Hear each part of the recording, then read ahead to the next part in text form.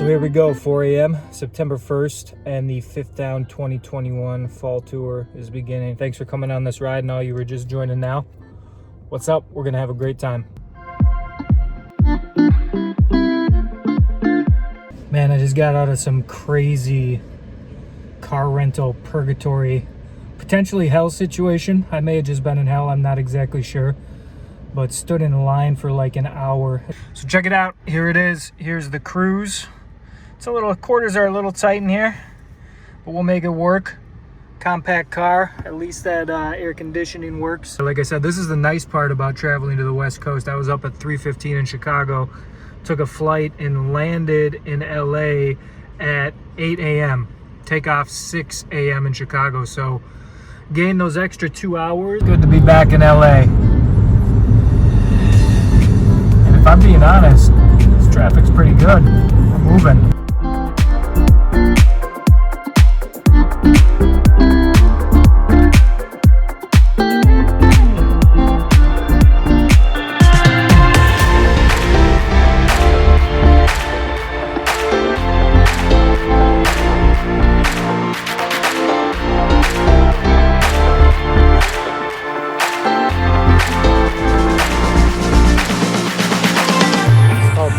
Spot over here. This is a spot I used to come when I was at school at UCLA. It's a fly fish only shop, and they do a spectacular business here up in the valley. So it's great to see these guys after 10 years. They kind of remember me, I kind of remember them, but they were great, hooked me up with some stuff. So I'm going to make a point of trying to go out tomorrow for a couple hours down to the coast, maybe get some leopard shark, maybe some corbina, maybe some surf perch. This is my triumphant return to Westwood. I've been here one time since I graduated, but first time in a long time. Look at those pollarded sycamore trees. I'm right on Westwood Boulevard, which is sort of the main drive into campus. Gotta just film a quick something right here. This is 201 Tavistock Avenue, Los Angeles. This is where I lived when I was at UCLA. You see where that basketball hoop is? That's a garage. I lived in a built out apartment behind that garage when I went to UCLA, and it was an awesome spot to live. This is a very nice neighborhood, a very cool neighborhood right in Westwood. UCLA is just straight that way. It looks like I'm pointing at the house, but I'm pointing the opposite direction that way, and you can see here how steep these hills are. And I used to ride my bike up and down these hills every single day. Sunset Boulevard is just right over that direction. Downhill once you get to Sunset. And yeah, this is where I spent my times when I wasn't on campus. So I don't even know if you're gonna be able to hear me over the waves crashing behind me, but we're down here at Torrance Beach. And not a lot of planning went into this fishing, so the tide's probably not at a great spot, but I'm gonna go out there and just throw a line around and see what's out there. I've been looking in the surf. I haven't spotted anything out there actively feeding, but that doesn't mean there aren't fish out there.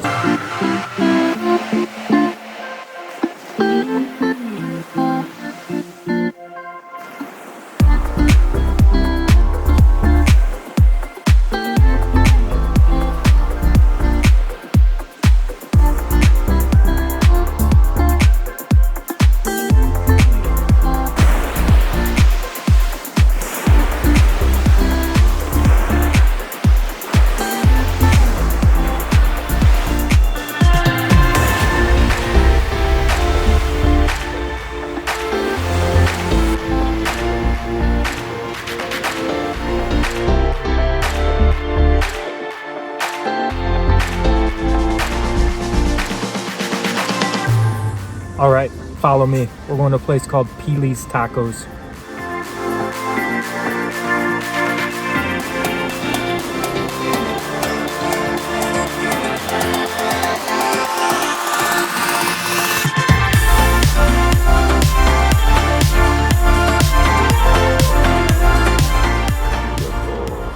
Gracias.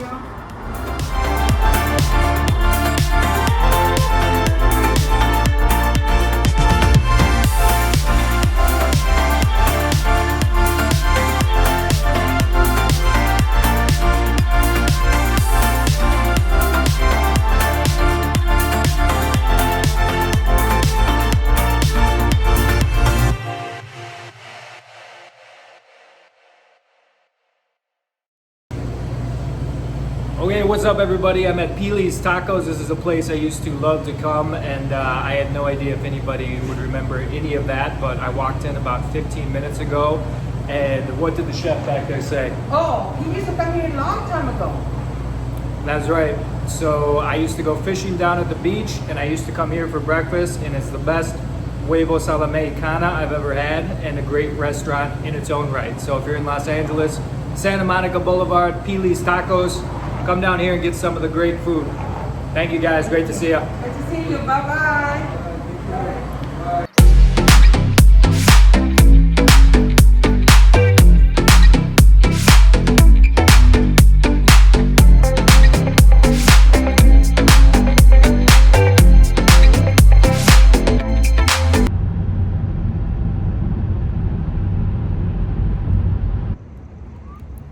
So this is a place called Philippe's. This is, they call themselves the home of the French dip sandwich, the founding spot of the French dip sandwich. They may or may not be, but all I know is this is one of the best French dip sandwiches you'll ever have. And if you come to Los Angeles, you have to come to Philippe's.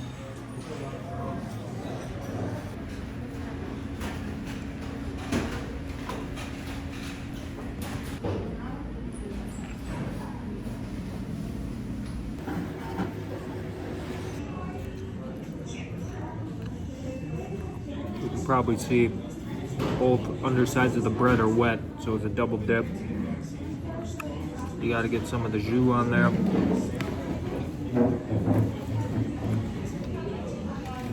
And just a little bit of the mustard. Believe me, that is a lot of this mustard. When you do the mustard right at this place though, it is so good. It's just a perfect sharp contrast to this juicy sandwich, and just add so much flavor. As long as you don't scorch yourself, that mustard is the best I've ever had. I gotta find out if I can buy some to take home.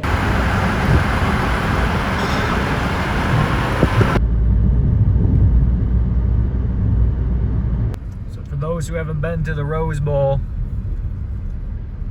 everything happens on Brookside Golf Course. Playable every day that there's not a game, event, or concert here. So it's kind of feel bad for the players. Tear up their course. Let's see where they got me. Here's where they got me, right here.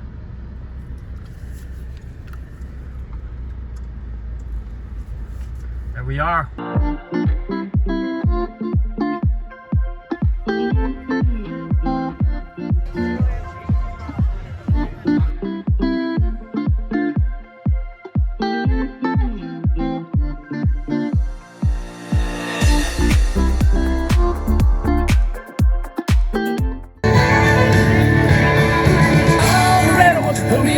Rest of my love down to Baton Rouge. What do you got cooking there? Got some wings on the grill, got some sausage, good old state Louisiana. We got some burgers that are cooked up. It's a good old Louisiana meal is what we got. That's how these LSU Tigers do it. Go Tigers!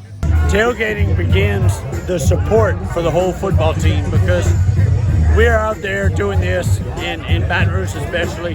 We're there tailgating and hollering, and then the team walks down the field, down the street, and we're there, we're hollering, supporting them. And the only way that happens is because we're all there eating and drinking all day. We can't just go sit there and tailgate and mooch off of people. We want to tailgate. So we want to bring to Pasadena what we have in Baton Rouge. So logistics came in. First thing, that tent right there, you can't bring that on an airplane. That flagpole, that's not coming on an airplane. That old Smoky is not coming on an airplane. So, UPS starts shipping stuff. We can buy chicken wings, we can dress them up our way. But wait, hold on. We gotta ship Old Baby Ray's, Tony Chachere's, and Red Hot Wing sauce so we can make it all right.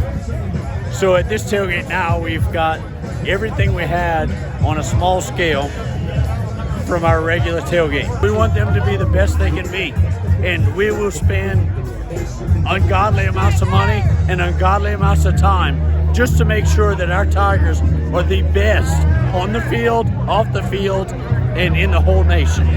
Go Tigers!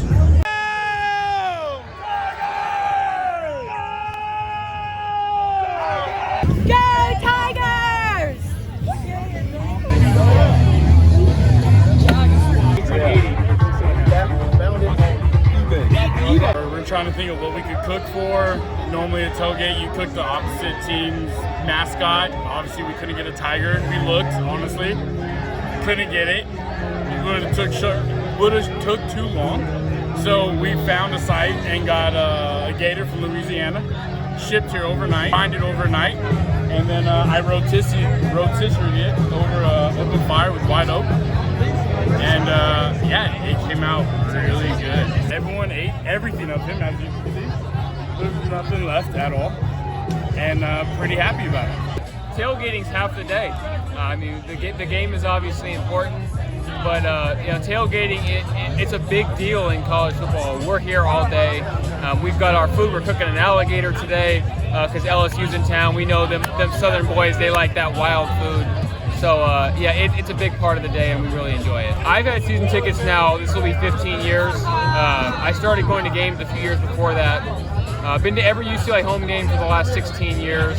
September 17th, 2005 was the last home game I missed. So been out here tailgating, going to every game since. College football, I mean, it's such a necessity in my life. So, you know, late August comes around, early September, and the season kicks off.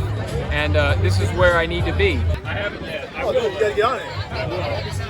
Yeah, good luck with that. There's Rick lives with his mom in Tucson now. We need Rick. I notice in-house we have LSU.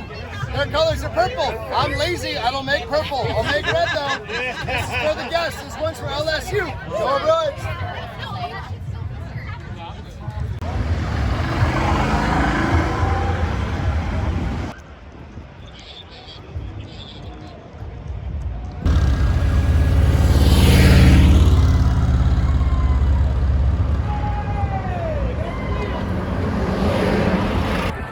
Let me tell you something about today, September 4th in the Arroyo Seco, Fifth Town College Football. People are getting the full Arroyo treatment today. It's 90 plus degrees. The sun is absolutely relentless. I've seen a couple people go down with heat problems, which isn't funny. I'm just laughing at how intense this sun is. So thank God it's a 5:30 kick. The sun's gonna go down sometime around halftime, likely. And everyone's gonna survive, but you can see, man, I can feel my ears burn. I put some stuff on my nose feels all scorched. So we've been out here a long time, man, and the sun is just insane. So LSU fans, they're getting the full treatment, man. It's an oven down here on Saturday, but LSU, UCLA, it's worth it in the end. Let's go, baby. 2 digits are on this side, your 3 digits are on this side. Yeah, you're on this side over here. 1930.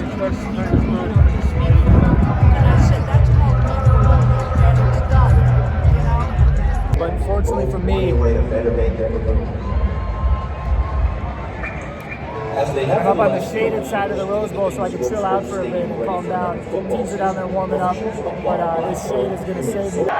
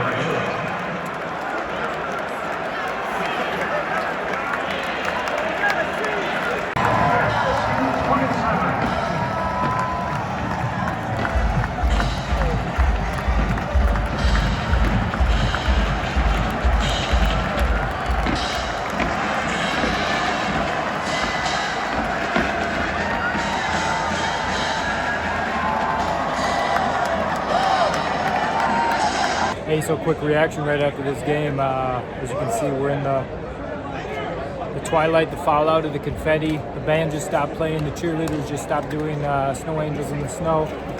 And this was quite a night at the Rose Bowl. It was a fantastic atmosphere. There were a lot of LSU people here. There were a lot of UCLA people here. In the end, UCLA outnumbered LSU without a doubt, in particular at the end when the LSU people were streaming out the exits. What an amazing start to this tour. And this game was no fluke, okay? UCLA was absolutely as strong and as fast as LSU, and they just beat them up on the field. So I would argue that one of LSU's touchdowns was a pick by the referee, so you could take 7 off the board. So UCLA really dominated this game, and what a fantastic night this was.